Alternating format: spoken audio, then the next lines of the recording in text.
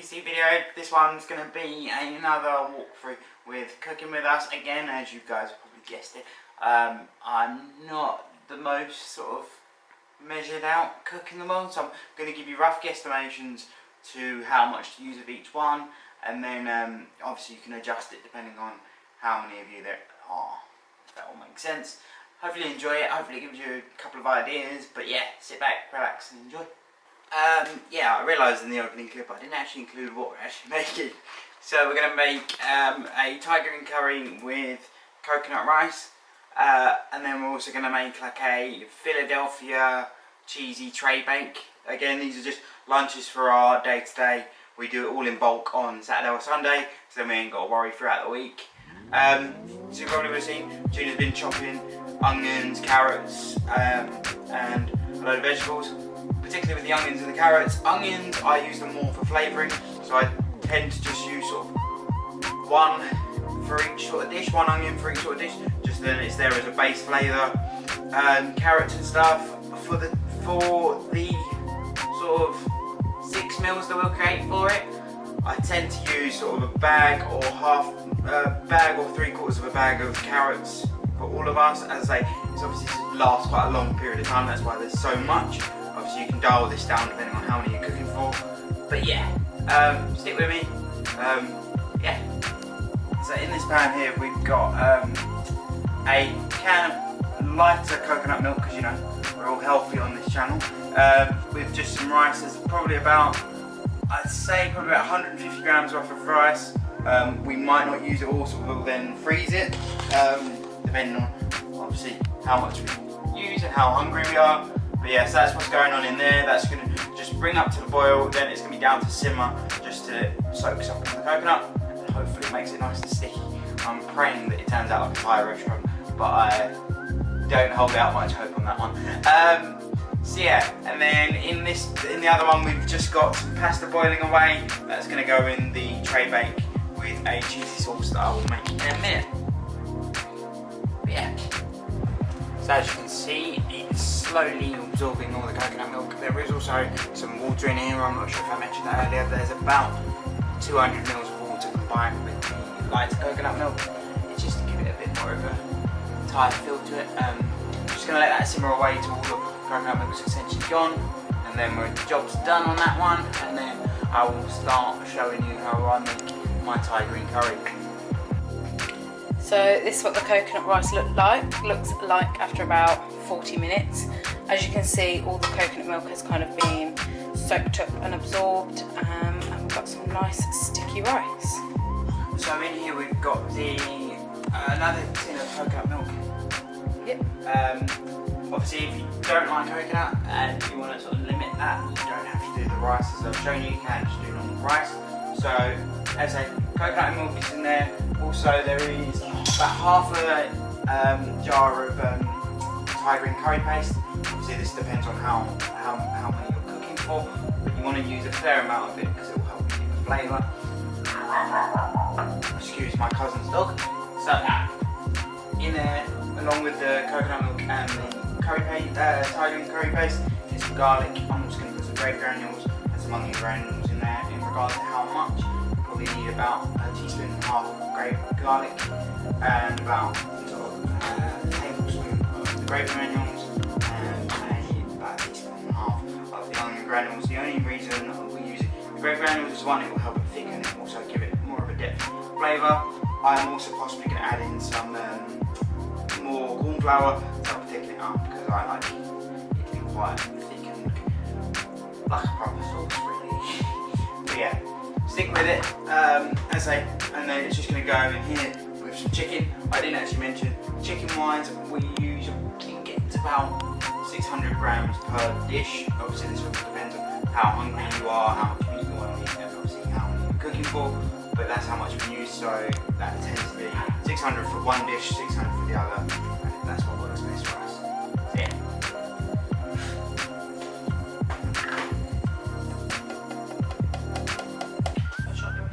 Yes, please.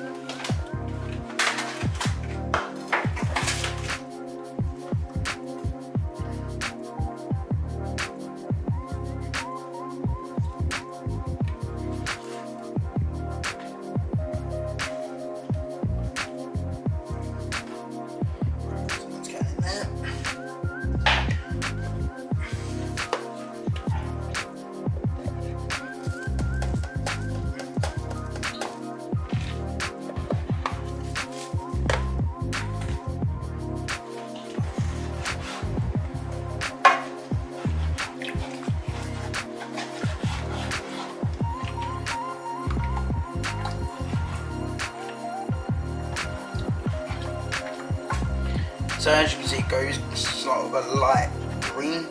So that's to do with the paste you want. It's sort of maybe a slightly bit darker than what I've got it now. I'm going to add a slightly bit more of the paste. Just about another teaspoon or so. That's going in there. I'm also going to stick the carrots in a minute, just to give them a chance to soften. Yeah.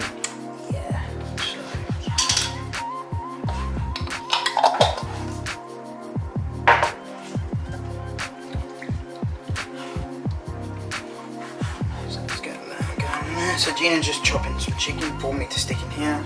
You want it to then go in early to get it cooked through, but also to take on the flavours of the sauce. That's sort of a key thing I've learned is it really helps cooking chicken and meat in sauces to help take on the flavour. If you add it in too late, it doesn't quite work in the same way.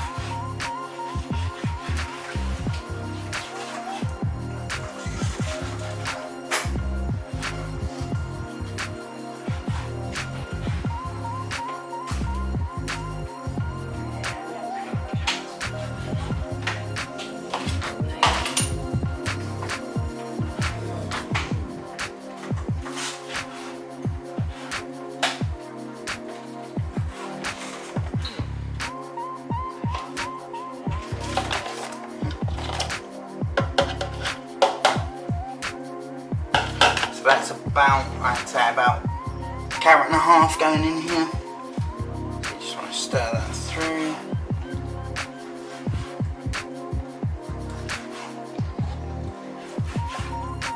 So also going in here, we're going to get some green beans and some spinach. Just get those veggies in. Next thing to go in though will be the chicken. I'm just going to add the chicken. And lash a load of sauce over me, that's really hot. Sorry, you okay? Yeah, just a burning food, it's fine. So other sous chefs are available. This one seems a bit useless. Chop your own chicken next time.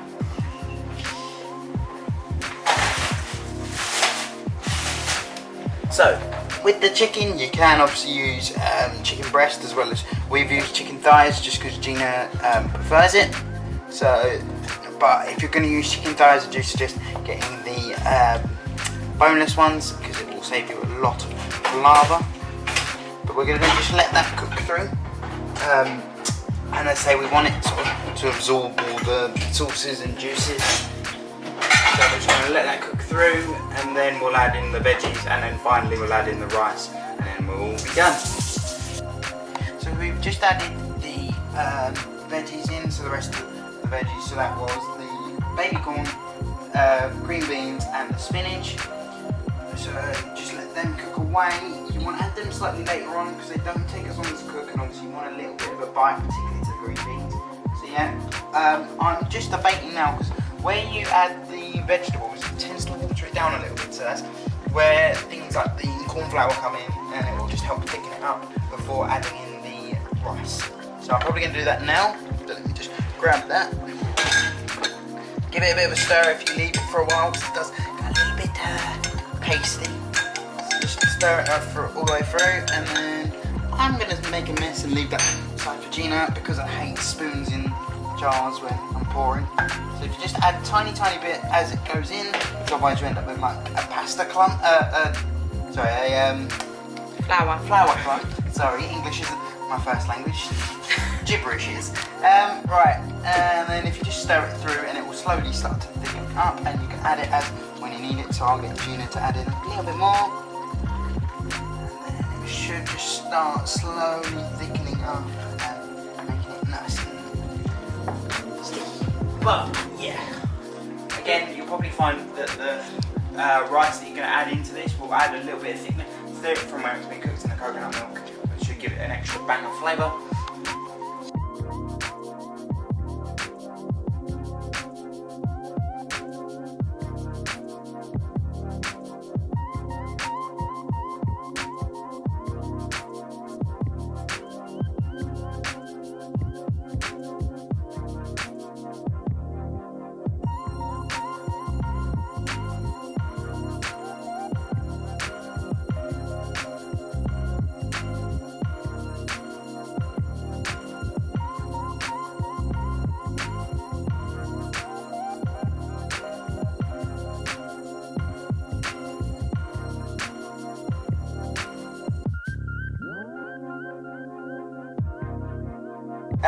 So in here we've got, as you would have seen, about half a pack of soft cheese. Anything like Philadelphia, anything like that will work.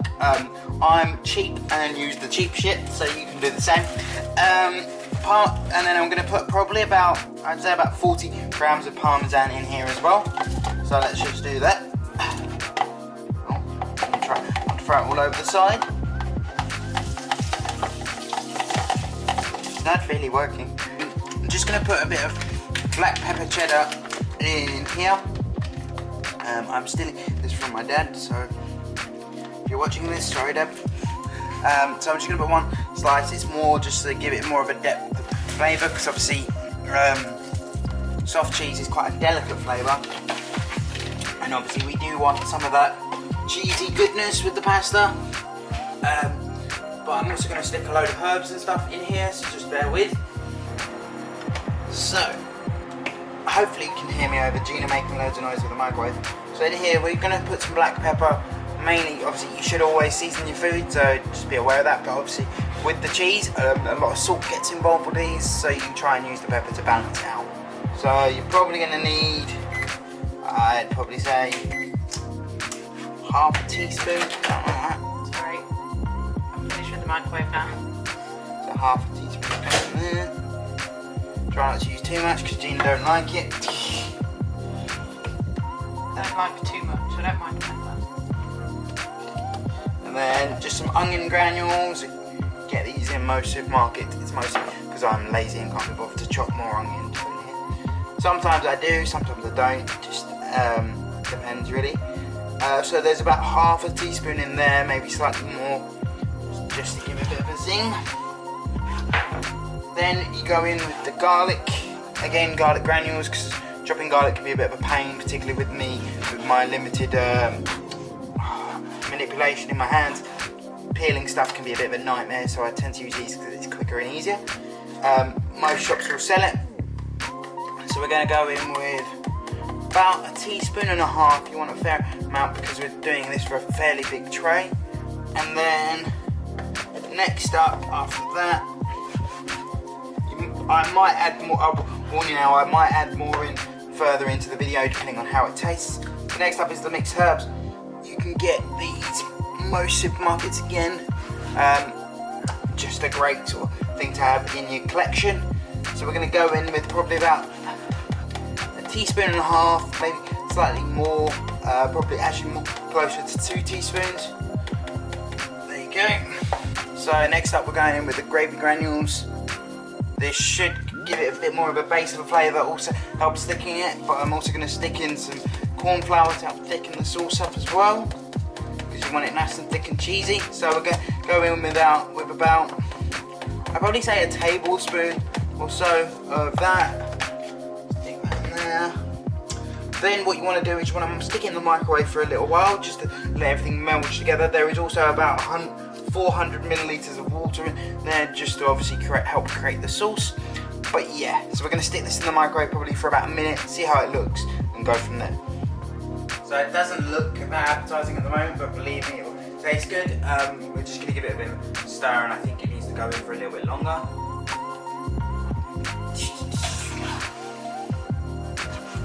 As I say, with most people that cook, particularly me, I taste as I go and adjust as I need to.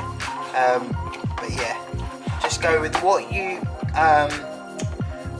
feel suits your palate best, because everyone has different tastes. I'm more just here to give you a bit more of an idea of where to start with flavours, because particularly with Gina didn't really understand flavours too much when we first started dating.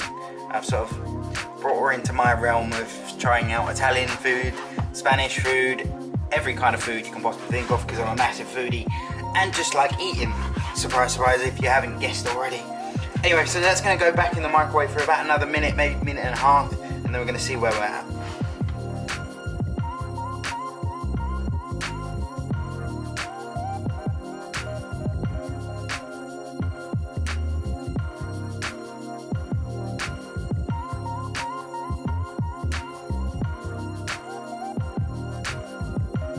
So this is for the cheesy tray bake, and we've got chicken, spinach, some carrot underneath and some onion underneath, which I chopped earlier.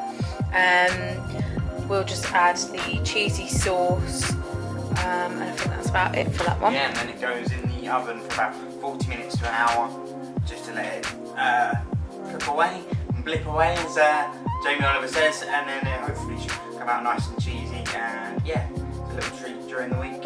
As I said, we try and mix up our food as much as we can, because I'm a strong advocate of, one, it's healthier than having a sandwich every day, and two, it's not as boring.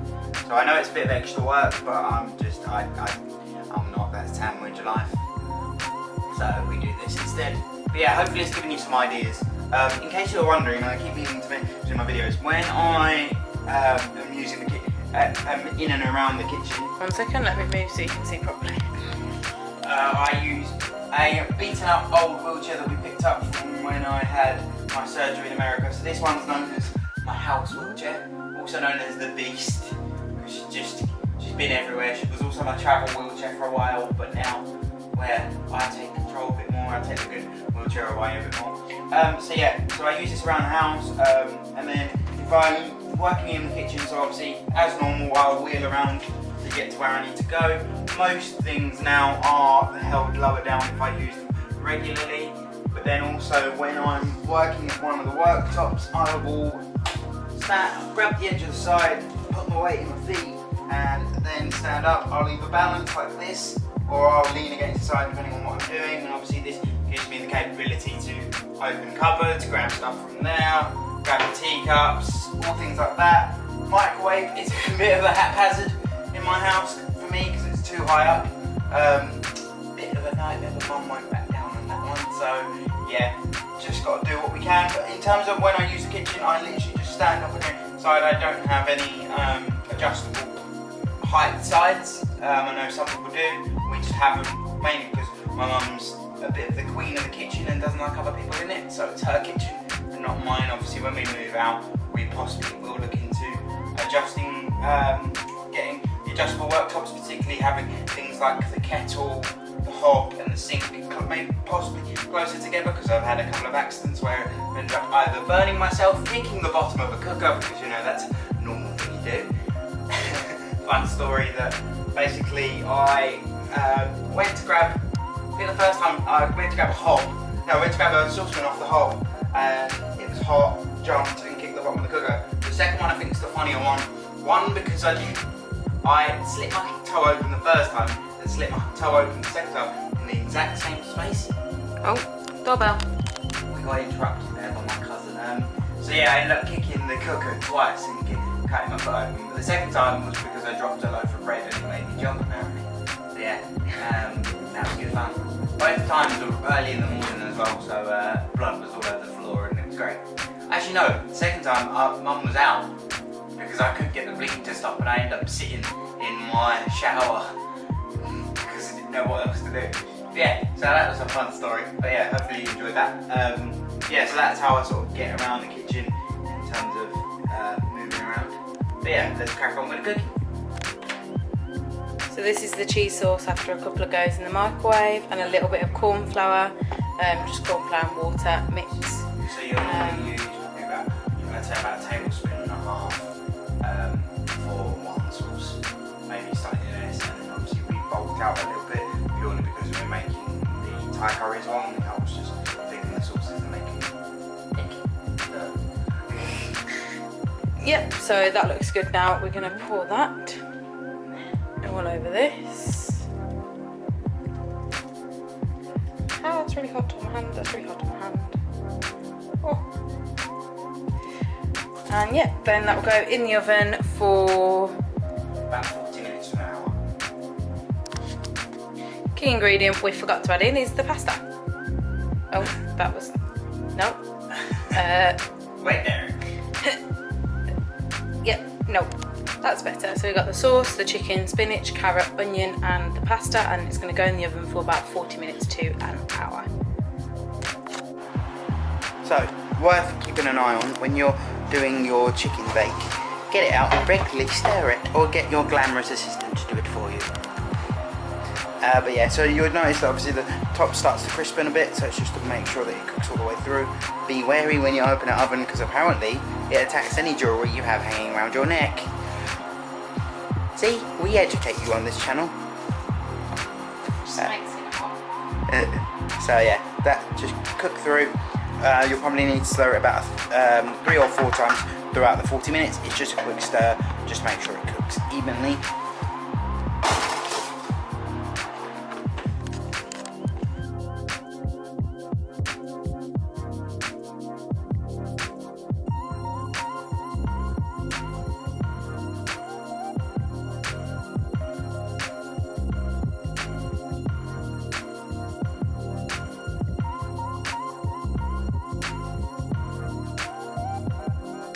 So these are the finished products. These will then just be boxed up and put in the fridges and put in the freezers, just so they're ready for when we need to use them. I will probably put in clips somewhere boxed up, but that's normally our routine. Cook them, then get boxed up and put in the fridge. Put the ones in the freezer that we're using later in the week in the freezer, and then the ones that we're using earlier on we will put in the fridge. Particularly because my mum moans that I take up too much space in the freezer. So yeah, that's what's game plan next. So hopefully this has given you a couple of ideas on what to do for your lunches or even your main meals, your dinners. But yeah, hopefully you enjoyed the video. If you did, smash a like, comment, and I'll see you in the next video.